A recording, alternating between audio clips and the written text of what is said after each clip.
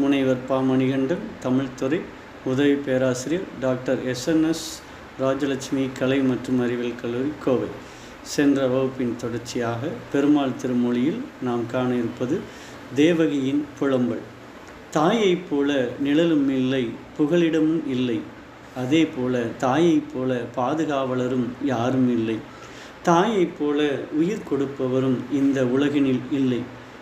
அந்த தாயானது புராணங்களில் பல இடங்களிலெல்லாம் தெய்வீக வடிவமாகவே போற்றப்பட்டு வருகின்றனர். வாழ்க்கையின் அடையாளமாக தாய்மையின் படைப்பு கொண்டாடப்படுகிறது. தெய்வ தாய் சக்தியுடன் தொடர்புடையவர், அதாவது சக்தியுடன் இருக்கக்கூடிய உயர்ந்த வடிவத்தினை பெண் வடிவமாக கருதப்படுகின்றது. தாயே எல்லாவற்றிற்கும் முதலானவள். மேலும் இயற்கைக்கும் தெய்வீகத்திற்கும் தனிப்பட்ட ஆளுமைக்கும் இடையில் தாயானவள் மத்தியம் செய்கின்றாள். தாயானவள் ஆழ்ந்த அன்பையும் கருணையும் உண்டாக்குகின்றாள். ஒவ்வொரு உயிரினத்திலும் தாய்மை சிறப்பிடம் பெறுகின்றது. புராணங்களில் உள்ள தாய்மார்கள் சிறப்பு பெண்கள்.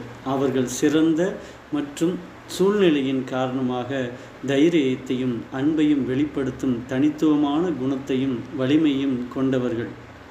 இந்த தாய் எவ்வாறு புராணங்களில் நமது மரபுகளில் வளர்ப்பு தாய்மார்கள் குறிப்பிடத்தக்க பாத்திரங்களை வகிக்கின்றனர். அப்படிப்பட்ட ஒருவரான தேவகியின் கதாபாத்திரம் தனது கடமைக்காக தனது தாய் பாசத்தை தியாகம் செய்த ஒரு சிறந்த தாயின் பாத்திரமாகவே கொண்டாடப்படுகின்றார். மதுராவின் மன்னனான உக்கிரசேனனின் தம்பியின் மகள் தேவகனின் மகளாக தேவகி யாதவ மன்னன் வசுதேவனை மணந்தாள். தேவகி முந்தைய பிறவியில் அதிதியின் அவதாரம் என்று கூறப்படுகின்றது. இந்திரனை விட சக்தி வாய்ந்த ஒரு மகனை பெற விரும்பினாள். ஆனால் அவளுடைய பிறக்காத குழந்தைகள் இந்திரன் சக்தி மற்றும் அதிதியால் அளிக்கப்பட்டது. கோபத்தில் ஒரு கணத்தில் திதி அதிதியை தனது அடுத்த பிறவியில் பூமியில் பிறக்கச் சொல்லியும் அவளுடைய அனைத்து குழந்தைகளையும் அவள் கண்முன்னே கொல்லப்படுவார்கள் என்றும் அதை பற்றி எதுவும் செய்ய முடியாமல் சபிக்கப்பட்டாள். எனவே தேவகிரைச்சாலையில் பிறந்தவுடனேயே தேவகி கண்ணனை இழக்கிறாள்.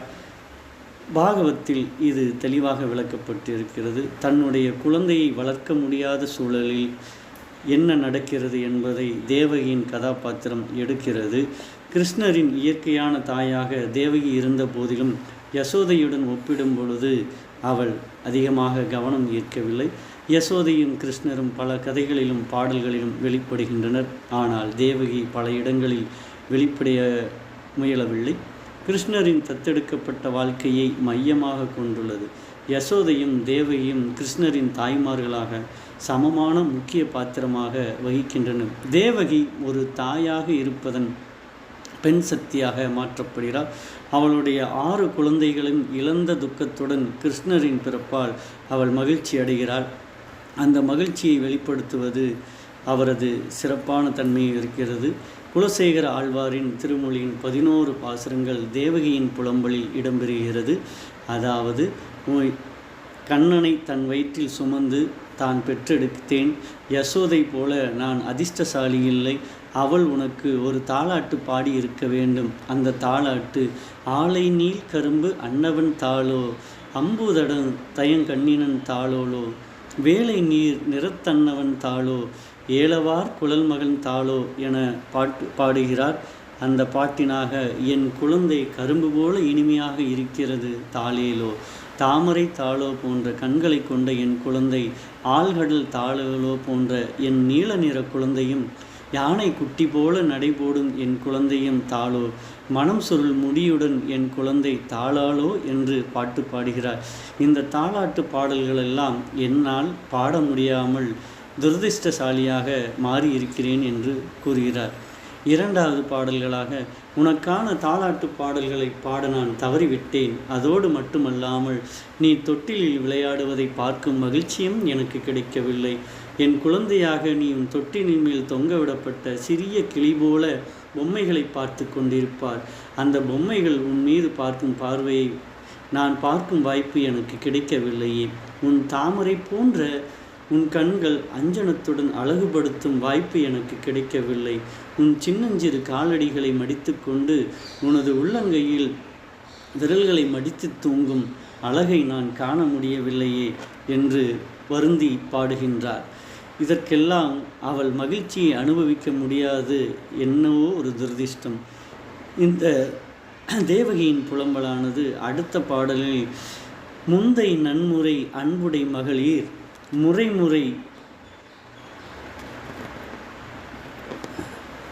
முறைமுறை தம் குரங்கிடை இருத்தி எந்தை என் தன் குலப்பெருஞ்சுடரே எழுமுகிற் கணத்து எழில் கவர் ஏரே உந்தை அவன் என்றுரைப்ப நின் செங்கோல் விரலினும் கடைக்கண்ணினும் காட்ட நந்தன் பெற்றான் நல்வினையில்லா எங்கோன் வசுதேவன் பெற்றிலையே என்று வருத்தத்தை அழகுற எடுத்துரைக்கிறாள் தேவகி.